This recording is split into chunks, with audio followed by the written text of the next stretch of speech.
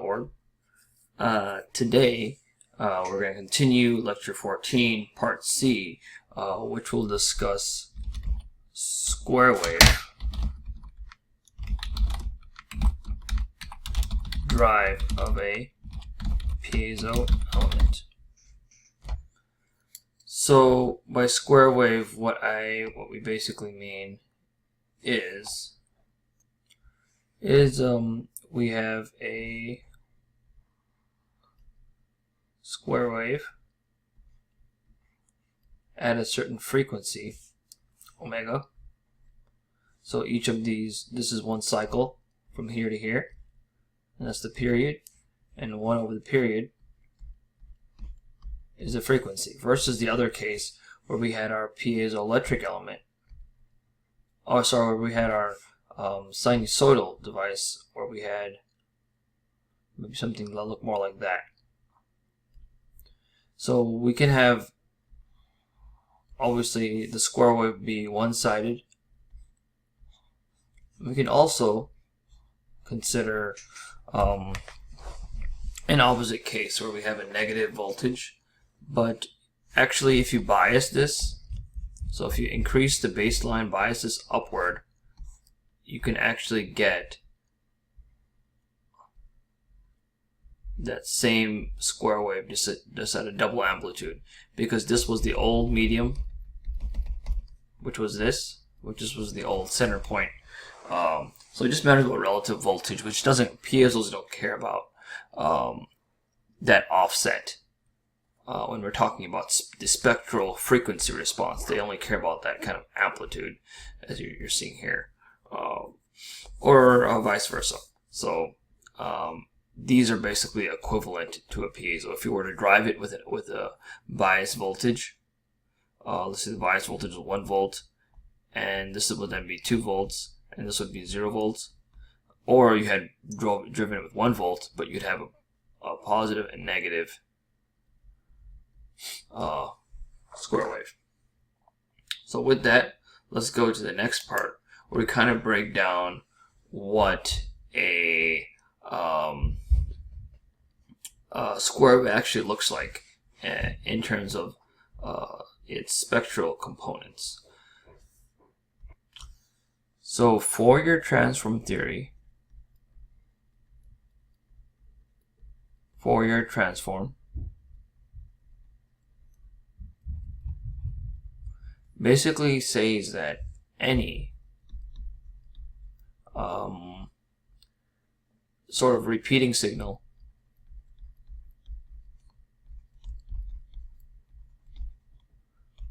can be broken down into sinusoidal subcomponents.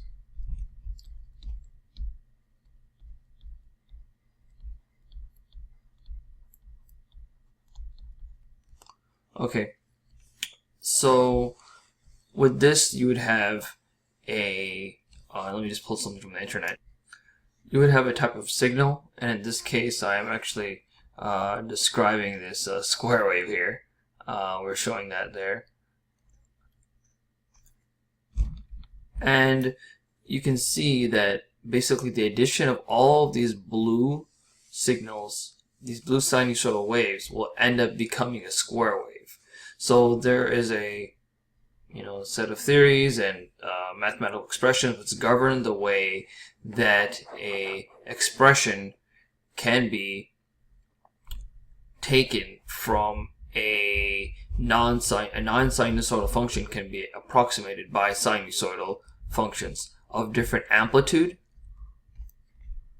and all these have different frequency, and they all have a different phase offset. So if you understand a sine omega t minus the phase, so all of these are like that, and then you add this in an infinite type of series with a1 omega n, a n, phase n, and all of these then add up. So let's go back to our square wave. Alright, and our square wave here has many components. it has a DC offset component here, and that's what's denoted here as 0, the DC offset component. And then we have 1, 3, 5, 7, 9. And this is the frequency domain, the amplitude at a certain frequency. So let's say our frequency of our square wave here was 10 hertz. So this would be 10 hertz, this would be 30 hertz, this would be 50 hertz, 70 hertz. And that would be reflected here in this omega for that specific. So this one right there refers to this sinusoidal wave here. Okay, and then and so on. As you go back here, you'll also find its corresponding harmonic as well. So essentially, that square wave consists of many sinusoidal waves added together, and that is what we have here. So basically, so what happens? What's the difference? The next question we're going to ask here is, what is the difference between now sinusoidal driving and square wave driving of a piezo element? And this is the symbol for a crystal, which does a good job just telling us that we're driving a piezo. And also be aware, I think I probably ought to erase this and draw it a little differently, just to make sure. Let's just make sure this is at 0. Well, actually, no, that's correct. You can also draw this. So this was amplitude. If the amplitude of this was A, and the amplitude of that was A, we could also draw this again. Let me just erase that line.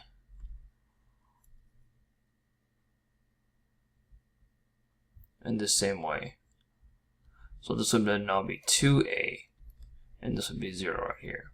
So this offset would be A. So these are actually equivalent if you go back and forth. So basically, what's the difference between our sinusoidal component and our square wave? So the first difference is that the sinusoid, and I'm just going to draw the symbol, it's only one frequency. We're only driving one frequency. And for the square wave, we're driving many frequencies. Okay? So many frequencies are being driven at the same time, at different phase angles and at different amplitudes as well. So here's the amplitude. So for the third harmonic, which is 3 times 10 hertz, which is 30 hertz, we'll have an amplitude of about 0.2 times the amplitude. But this would be actually, since this is 0 volts, we would actually call this 2 volts. Right? And the reason we would call that amplitude in the frequency domain as 2 volts would be because if you drew our sine wave,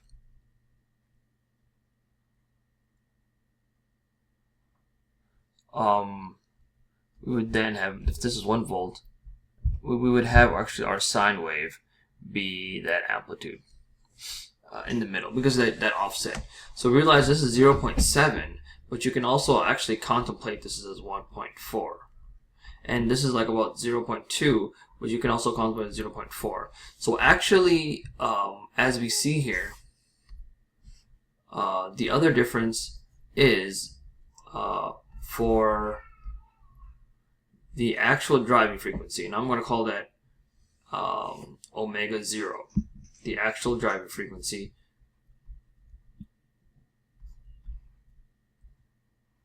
The sinusoid drives an amplitude equal to 1A.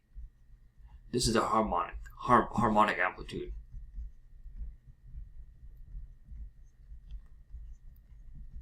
And which is basically equal to the sine, a sine of that, right? But for the square wave, it is actually driving at an amplitude of 1.4A. So it's actually a larger signal going in. So it'd be 1.4. And we can see this here, where we have this background sinusoidal wave, which is the fundamental resonance. It's actually, well, this is not 1.4. It's about like, let's see here, it's like a 0.63, so it's more like 1.3, I guess. It's about 1.3. But it's actually larger than the square wave. The amplitude, or the peak point, and the minimum point is actually larger and smaller than the largest and smallest point on that square wave, which is being developed here. But if you can see here, all these waves, all these signals, they constructively and destructively interfere. So thus, this initial wave has to be larger in order for the destructive interference to start approximating the square wave that we actually have. So again, for the actual main driving frequency, the effective amplitude is larger, even if the maximum voltage isn't as large. So the third thing, which happens, is it kind of stems from number 1. So it's similar to number 1. I could call it like I guess 1.2. So 0.1.2, which is basically similar to that, having many frequencies.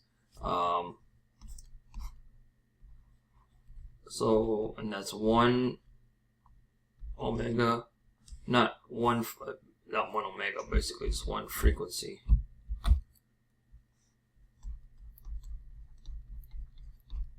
And that's, we're going to try to hit the resonance frequency of our ceramic, of our crystal. But for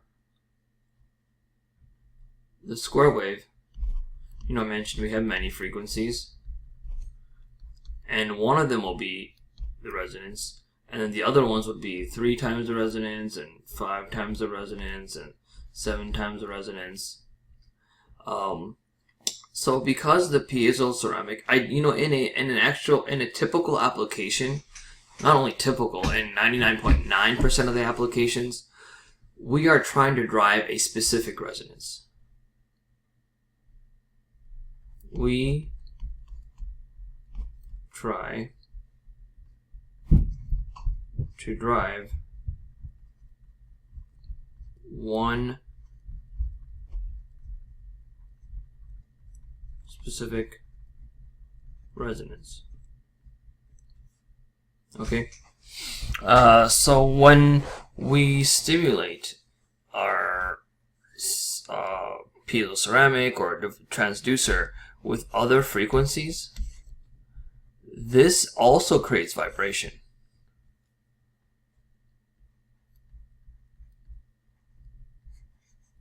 This is the desired vibration,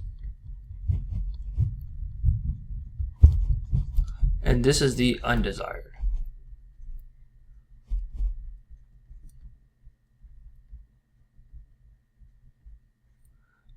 Undesired vibration. And the undesired vibration then basically causes power loss. It causes power. And that causes heat. Now this is the big point. When we're driving with the square wave, not only do we stimulate many frequencies, we're going to get more power. More power is going to be stimulated into the other resonant modes, because piezoelectric ceramics, they have many resonance modes. So piezos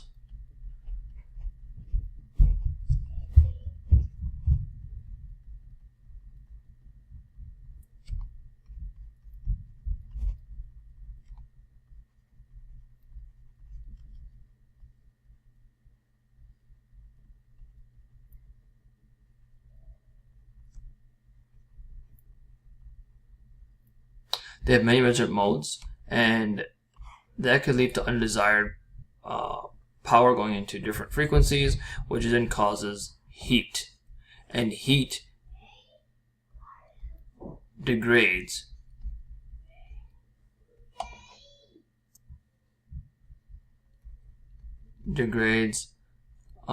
properties.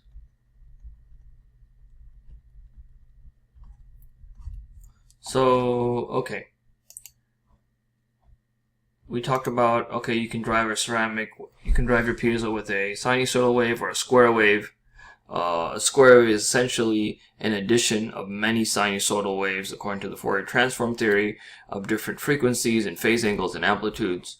For a square wave shown here, the actual amplitude is about 1.3 times the actual amplitude of the square wave. So for the same input maximum voltage, you're actually getting an effective harmonic component, which is higher. So, for example, for this mode, in which that is actually going to the device. So you're driving the device with a higher voltage than you actually are. That's one way to think about it.